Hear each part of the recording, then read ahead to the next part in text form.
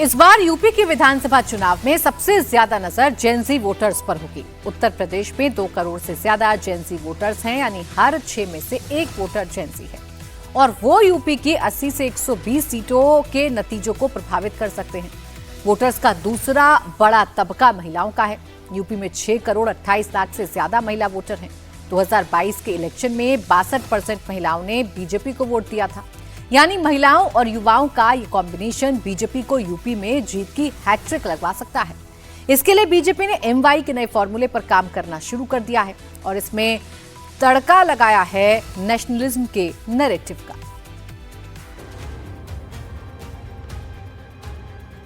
प्रधानमंत्री नरेंद्र मोदी और गृह मंत्री अमित शाह की अगुवाई में बीजेपी ने नए अभियान का ऐलान कर दिया है।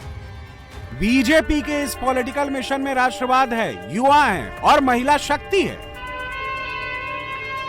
पार्लियामेंट सेशन के वॉशआउट के बाद बीजेपी ने अग्रेसिव नेशनलिज्म के सिंबोलिज्म के साथ जनता के बीच जाने का फैसला किया है ताकि नैरेटिव को अपने फेवर में कर सके। बीजेपी की नैरेटिव बदलने की कोशिश, इसके लिए मौका भी है और दस्तूर भी। 2 दिन बाद देश में स्वतंत्रता दिवस है और कुछ ही महीनों के बाद यूपी, उत्तराखंड और पंजाब जैसे सियासी तौर पर अहम राज्यों में विधानसभा चुनाव होने हैं। इसलिए बीजेपी के राष्ट्रवादी मिशन के आगाज की कमान खुद प्रधानमंत्री नरेंद्र मोदी ने संभाली। आइए 15 अगस्त को आन बान शान से मनाएं, स्वतंत्र सेनानियों को श्रद्धांजलि दें, विकसित भारत का संकल्प लें। हर घर तिरंगा, घर घर तिरंगा, हर मन तिरंगा। आइए हर घर पर तिरंगा लहराइए। भारत माता की जय। वंदे मातरम, वंदे मातरम, वंदे मातरम। प्रधानमंत्री की इस अपील के साथ बीजेपी ने कश्मीर से कन्याकुमारी तक, मुंबई से मदुरै और गुवाहाटी से गोरखपुर तक अपने राष्ट्रवादी अभियान की शुरुआत कर दी। इस तिरंगा यात्रा के साथ हर घर तिरंगा का यह अभियान आज चरम की ओर आगे बढ़ रहा है। याद रखना, राष्ट्र के महापुरुष और राष्ट्र के क्रांतिकारी किसी भी युवा के लिए प्रेरणा होती है। किसी युवा से अगर उसके आदर्श को छीन लो, इसका मतलब है युवा को हमने गौरव के क्षणों से वंचित किया है, एक अन्याय किया है युवा के साथ। और इसीलिए प्रधानमंत्री जी ने हर युवा को गौरव की अनुभूति से जोड़ने के लिए हर घर तिरंगा को अनिवार्य किया है कि हर घर तिरंगा लगे। हजारों की संख्या में युवा तिरंगा लेकर के खड़े हैं। बीजेपी के हर घर तिरंगा मिशन का टारगेट वही जेन जी हैं जो पेपर लीक और बेरोजगारी जैसे मुद्दों को लेकर नाराज है। पंजाब, उत्तराखंड और यूपी के चुनाव से ठीक पहले बीजेपी जेन जी को अग्रेसिव नेशनलिज्म के नैरेटिव से खुश करना चाहती है। बीजेपी को इस नैरेटिव की जरूरत क्यों है, वो कुछ आंकड़ों से समझ लीजिए। यूपी के लगभग 14 करोड़ वोटर्स में से 21.19% की उम्र 18 से 29 साल के बीच है। पंजाब के 2 करोड़ वोटर्स में से 21.44% 18 से 29 साल के हैं। वहीं उत्तराखंड के करीब 72 लाख में से 22% से ज्यादा वोटर्स की उम्र 18 से 29 साल के बीच है। जाहिर है, मतदाताओं के इस तबके को बीजेपी ही नहीं, कोई भी पार्टी इग्नोर नहीं कर सकती। इसीलिए बीजेपी ने जेन जी के आंदोलन के तुरंत बाद दिल्ली और देहरादून से लेकर लखनऊ तक पहले कांवड़ियों पर मेहरबानी की, पुष्प वर्षा की और अब हर घर तिरंगा कैंपेन के जरिए जेन जी के बीच नेशनलिज्म से पॉजिटिव नैरेटिव बनाने की कोशिश में जुट गई है। युवाओं के लिए आज की आवश्यकता क्या है? हमारा युवा प्रतिभाशाली है, असीम ऊर्जा और प्रतिभा का धनी है और पूर्वी उत्तर प्रदेश और उत्तर प्रदेश का युवा, उत्तर प्रदेश इस मामले में सौभाग्यशाली है कि वह देश का सबसे बड़ी युवा आबादी का नेतृत्व करता है। हमारी 56 से 60% आबादी युवा है और ये हमारा ये युवा शक्ति प्रतिभाशाली है ऊर्जावान है, इसे जब भी प्लेटफॉर्म प्राप्त हुआ है तो इसने अपनी प्रतिभा का लोहा मनवाया है। युवाओं पर बीजेपी के इस फोकस के पीछे कोल्ड और कैलकुलेटेड स्ट्रेटजी है जो ठोस आंकड़ों पर आधारित है। 2019 के लोकसभा चुनाव में बीजेपी को 18 से 25 साल के 40% वोटर्स का समर्थन मिला। वहीं कांग्रेस को बीजेपी के मुकाबले इसके आधे यानी 20% वाले वोटर्स मिले थे। 2024 के चुनाव में 18 से 25 साल के वोटर्स के बीच बीजेपी की छवि को मार्जिनल नुकसान पहुंचा। बीजेपी को इस तबके के 39% वोट मिले और कांग्रेस को 21%। ये मार्जिन लेवल भी ग्राउंड लेवल पर रिजल्ट पर कितना असरअंदाज होता है उसका सबक बीजेपी को 2024 के लोकसभा चुनाव में ही मिल गया था।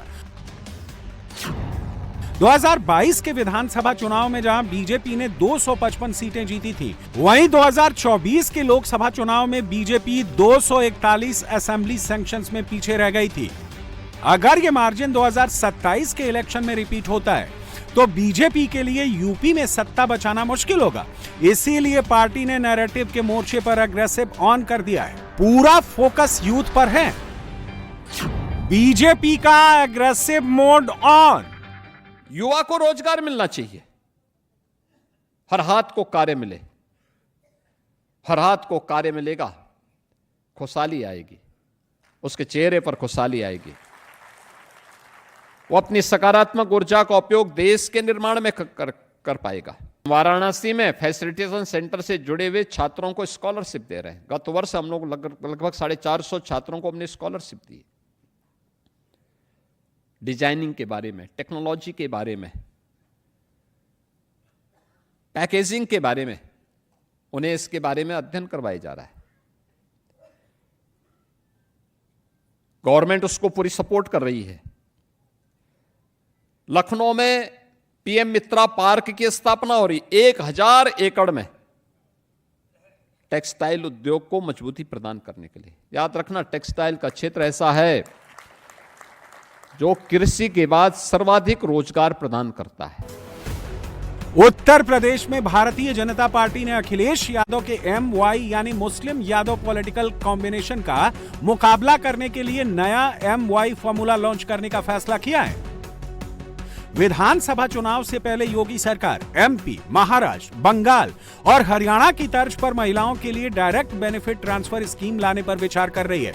इस प्रपोज्ड स्कीम के तहत गरीब तबके की महिलाओं को 50,000 रुपए दिए जाएंगे। विधानसभा चुनाव से पहले 20,000 की पहली किस्त मिलेगी। चुनाव के बाद बीजेपी सरकार बनी तो 10,000 रुपए 3 किस्तों में दिए जाएंगे। इस स्कीम में SC, ST और कमजोर तबके की महिलाओं को प्राथमिकता मिलेगी। जिन परिवारों की आय 12 लाख सालाना से कम होगी, उनकी महिलाओं को तरजीह दी जाएगी। अभी योगी सरकार ने फॉर्मली इस स्कीम का ऐलान तो नहीं किया है, लेकिन स्कीम की चर्चा के साथ ही इसको लेकर जिस तरह अखिलेश यादव और उनकी वाइफ ने प्रतिक्रिया दी, उससे साफ है कि तीर निशाने पर लगा है। अखिलेश यादव ने ट्वीट करके बीजेपी की प्रस्तावित स्कीम का मजाक उड़ाया। अखिलेश ने कहा कि चुनाव से पहले बीजेपी ने नया जुमला छोड़ा है, लेकिन यूपी की महिलाएं बीजेपी की ये पेशकश ठुकरा देंगी। इससे आगे बढ़कर अखिलेश ने कहा कि बीजेपी तो पहली किस्त में 20,000 देगी, उनकी सरकार बनी तो वो महिलाओं को 40,000 देंगे। वहीं अखिलेश की वाइफ डिंपल ने कहा कि चुनाव में हार के डर से बीजेपी महिलाओं को रिश्वत देने जा रही है। हमने बिहार में भी देखा था कि चुनाव से पहले किस तरह सरकार ने सबके महिलाओं के खातों में पैसे पहुंचाने का कार्य किया था, और हमने ये भी देखा महाराष्ट्र में भी इस तरह का कार्य हुआ है। तो हम इसकी बात के लिए तैयार हैं। हम जानते हैं कि सरकार कुछ ना कुछ इस तरह का करेगी, लेकिन समाजवादी पार्टी इस बात के लिए तैयार है। आप वेलकम करते हैं इसको? हम वेलकम नहीं करते, पर हम इस बात के लिए तैयार हैं। हम बिल्कुल वेलकम नहीं करते हैं। चुनाव से पहले लोगों के खाते में उनके मतलब कॉन्शियस को आप खरीदने की कोशिश कर रहे हैं कहीं ना कहीं। तो हम बिल्कुल इस बात में एग्री नहीं करते। सरकार को अपना कार्य करना चाहिए। पूरा आपने 10 साल तो भ्रष्टाचार कर दिया, जाने कितने हजारों लाखों करोड़ रुपए आप भारतीय जनता पार्टी करप्शन के माध्यम से, आज सड़कों की हालत देख लीजिए, आज इंफ्रास्ट्रक्चर की हालत देख लीजिए, आज नौकरियां नहीं है बच्चों पे, आज सरकारी नौकरी नहीं है, आज हमारे PDA जो है पिछड़ा दलितों को जो आरक्षण मिलना चाहिए वो आरक्षण नहीं है। तो मतलब इस तरह की जो घटनाएं घटी हैं पूरे उत्तर प्रदेश में, तो पूरा 10 साल का हिसाब किताब देना है भारतीय जनता पार्टी को। समाजवादी पार्टी के इस तीखे रिएक्शन की वजह भी वाजिब है। महिला वोटर्स के लिए बीजेपी की direct benefit transfer scheme tried, tested और 100% सक्सेसफुल है। बीजेपी ने सबसे पहले 2023 के विधानसभा चुनाव से पहले मध्य प्रदेश में महिलाओं को हर महीने 1500 रुपए देने की लाडली बहना स्कीम लागू की। बीजेपी वहां बम्पर वोट से चुनाव जीती। शिवराज सरकार से सबक लेकर महाराष्ट्र में महायुति सरकार ने भी माझी लड़की बहन स्कीम लॉन्च कर दी। 2024 के विधानसभा चुनाव में महायुति को बम्पर वोट मिले, सत्ता में वापसी हुई। उसी साल हरियाणा में भी दीनदयाल लाडो लक्ष्मी योजना के तहत महिलाओं को 2100 रुपए महीने देने का वादा किया। बीजेपी हरियाणा में भी चुनाव जीत गई। 2025 में बीजेपी ने बिहार विधानसभा चुनाव से पहले महिलाओं के खाते में 10-10 हजार रुपए डालने की स्कीम शुरू की। बिहार में बीजेपी और जेडीयू ने बम्पर जीत के साथ सत्ता में वापसी की। बंगाल में अन्नपूर्णा स्कीम के तहत महिलाओं के खाते में 3000 रुपए डालने का वादा भी बीजेपी के लिए सक्सेसफुल रहा था। समाजवादी पार्टी को डर है कि महिलाओं के लिए डीबीटी स्कीम आई तो यूपी में बीजेपी चुनाव के ऐलान से पहले ही फर्स्ट मूव एडवांटेज मिलेगा। अगर आधी आबादी के वोट सध गए तो बीजेपी को यूपी में जीत की हैट्रिक लगाने से रोकना मुश्किल होगा। इसीलिए समाजवादी पार्टी यूपी में सारा फोकस राम मंदिर से चढ़ावा चोरी के मुद्दे पर रखना चाहती है, क्योंकि राम मंदिर का मुद्दा बीजेपी के लिए चुनावी तौर पर बेहद फायदेमंद रहा है। चढ़ावा चोरी के मामले से बीजेपी की सांस्कृतिक राष्ट्रवादी पार्टी की छवि को झटका लगा है। बीजेपी को बैकफुट पर रखने के लिए पूरे मॉनसून सेशन के दौरान समाजवादी पार्टी के सांसद इस मुद्दे पर सदन के भीतर और बाहर हंगामा करते रहे। सदन की बैठक से पहले समाजवादी पार्टी के सांसद रोजाना पार्लियामेंट कैंपस में चंदा जुटाते रहे और बीजेपी को चिढ़ाते रहे। आज पार्टी के नेताओं ने अपने इस पॉलिटिकल प्रहसन से जुटाया गया चंदा दिल्ली के हनुमान मंदिर में जाकर जमा कर दिया। कहा कि यहाँ एक भी पैसे की चोरी नहीं हुई है। एकदम पर्ची मिल गई है और आप सबके सामने है। इस संसद सत्र के दौरान विपक्ष के सारे माननीय सदस्यों के सहयोग से और कुछ पत्रकार साथियों के सहयोग से हमारी पार्टी के साथियों ने इकट्ठे किए। ये पूरा जो भी इकट्ठा हुआ था चंदा वो हमने यहाँ के पंडित जी पुजारी जी को, महंत प्रमोद शर्मा जी को और पंकज जी को रिसीव करा दिया। उसकी उन्होंने मुझे रसीद भी दी और पूरा आशीर्वाद दिया है। ये समाजवादी लोगों की तरफ से या विपक्ष के लोगों की तरफ से जो भी चंदा आया है एक एक पाई प्रभु के चरणों में हम लोगों ने पहुंचाने का काम किया है। 2,15,490 रुपया और 2 चांदी की गिन्नी। पहले राम मंदिर में चढ़ावा चोरी और 20 जुलाई को कॉकरोच जनता पार्टी के संसद घेरो अभियान की मदद से समाजवादी पार्टी ने यूपी में चुनाव से कम परसेप्शन के मामले में तो बढ़त जरूर बना ली थी, लेकिन चुनाव से पहले बीजेपी के नए एमवाई यानी महिला और युवा वाले दांव ने समाजवादी पार्टी की इस बढ़त को चैलेंज कर दिया है। अब इसके जवाब में समाजवादी पार्टी युवा, किसान और करप्शन के मुद्दों से बीजेपी को घेरने में जुट गई। हमारा तो इलेक्शन मोड अब शुरू हो गया है। हमको तो युवाओं के बीच में जाना है और किसानों के बीच में जाना है और जन जन लोगों तक ये बात पहुंचानी है कि किस तरह ये सरकार ने जहां भ्रष्टाचार हमारे पूरे एजुकेशन सिस्टम में फैला है, कहीं ना कहीं इंफ्रास्ट्रक्चर डेवलपमेंट में भी पूरा भ्रष्टाचार देखने को मिल रहा है। आज हमने देखा कि किस तरह जेवर एयरपोर्ट में पूरा पानी भर गया, किस तरह कानपुर एक्सप्रेसवे जिसका भी उद्घाटन हुआ है, हार्डली 15 दिन भी नहीं हुए हैं, वो भी पूरा टूट चुका है और पूरा उसमें वाटर की लीकेज है और गड्ढे बने हैं बड़े बड़े। तो कहीं ना कहीं ये सरकार पूरी तरह से भ्रष्टाचार में लीन सरकार है और इसी की तरह उन्होंने आस्था में भी भ्रष्टाचार करने का जो कार्य किया है, मैं नहीं समझती हूँ कि कोई भी लोग इस बात को भूल पाएंगे, कभी भी अपने जहन से बात को हटा पाएंगे। मगर उत्तर प्रदेश में समाजवादी पार्टी जेन जी की इकलौती रिप्रेजेंटेटिव होने का दावा नहीं कर सकती। चैलेंजर्स ना सिर्फ तैयार हैं बल्कि अखिलेश और राहुल गांधी को अंकल कहकर चिढ़ा भी रहे हैं। कांग्रेस पार्टी के राहुल अंकल है, वो आए भी हर मौके पर बाबा साहब डॉक्टर भीमराव अम्बेडकर जी की बात करते हैं, परंतु जिन प्रदेशों में उनकी कांग्रेस की सरकार चल रही है वहीं पर वो वही काम कर रहे हैं जो यहाँ भाजपा कर रही है। रही बात सपा के राष्ट्रीय अध्यक्ष आदरणीय अखिलेश शंकर जी की मैं पूरी इज्जत से, पूरे आदर सम्मान से उनका नाम ले रहा हूँ। उनकी उम्र अब हो गई है। अगर मैं 30 साल का लड़का 50 साल के बाद आदमी को अगर अंकल नहीं कहूंगा तो मैं क्या कहूँगा? तो हमारे लिए तो बड़े अखिलेश अंकल हैं। मायावती के भतीजे आकाश आनंद का अखिलेश यादव पर यह सधा हुआ सियासी तंज उस दलित वोट को बचाने के लिए है जिस पर समाजवादी पार्टी की नजर है। यूपी में दलित वोटों पर कभी मायावती की बहुजन समाज पार्टी का एकाधिकार हुआ करता था। पहले बीजेपी ने इसमें सेंध लगाई और मायावती को घर बिठा दिया और अब अखिलेश पीडीए के जरिए मायावती के बचे खुचे वोट बैंक को अपने पाले में लाने की कोशिश कर रहे हैं। लेकिन यूपी में दलित वोट के एक और दावेदार चंद्रशेखर भी हैं, जिन्होंने पहले सीजेपी के संसद मार्च और फिर दतिया के बाईपोल के जरिए जेन जी पर अपनी पकड़ का प्रदर्शन किया था।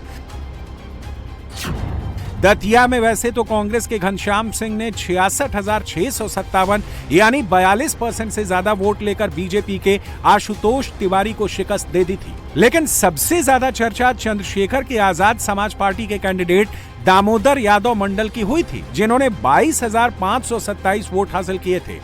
चंद्रशेखर तो अब जेन जी से आगे बढ़कर जेन अल्फा की बात कर रहे हैं। हम लोग सड़क पर जाके बोलेंगे अपने सारे विषय को, जिनको यहाँ नहीं बोल पाए, जिनके लिए मन बना के तैयार होकर आए थे कि अपने लोगों की आवाज उठानी, उनको सड़क पर जाकर उठाएंगे। झारखंड के बच्चों की भी आवाज उठाएंगे? बिल्कुल उठाएंगे। झारखंड की भी उठाएंगे, पंजाब की भी उठाएंगे, यूपी की भी उठाएंगे। अब तो जैन अल्फा निकलने लगा है ना, सीतापुर हो, फतेहपुर हो, बहराइच हो, बाराबंकी हो, जैन अल्फा की आवाज को उठाना देश में सब जगह।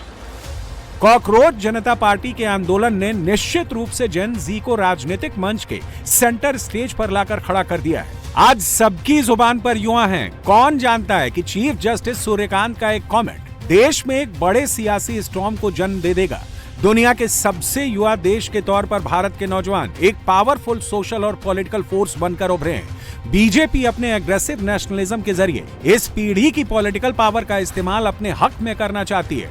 महिलाओं और युवाओं का कॉम्बिनेशन बीजेपी को इनविंसिबल बना सकता है, पर चैलेंजर भी बीजेपी के डोमिनेंस से निपटने के लिए कमर कसकर तैयार है।